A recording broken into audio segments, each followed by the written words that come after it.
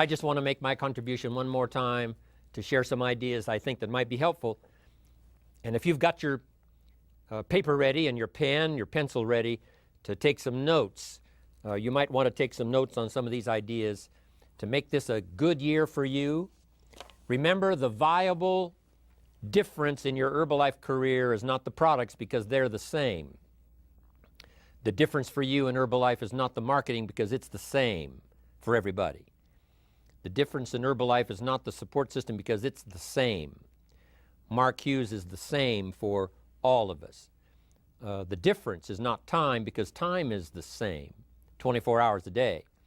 But the variable in how your life works out, the kind of money you earn, the kind of life you experience, the effect you have on other people, the influence you have on other people, that variable, of course, is you. Key phrase to remember: the major key to your better future is you. The major key is not the company. The major key is not the country. The major key is not the political system you might live under. But the major key to your better future is you. It's you and what happens to you.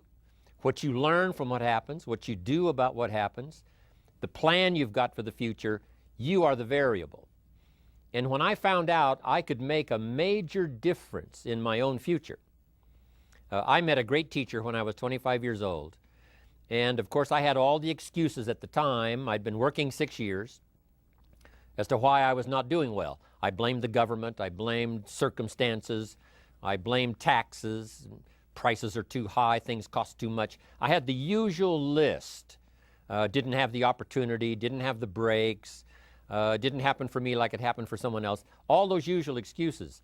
Then I found out from my very wise teacher that the major key to my future was not going to be changing all the things I thought needed to be changed, like the tax structure and the government structure and the price structure and circumstances. That all I had to do was to take all of that inevitably happens to all of us and make personal changes. That I could become the power. I could become the major factor in my future. And when I found out that that was possible, it was hard for me to sleep that first year.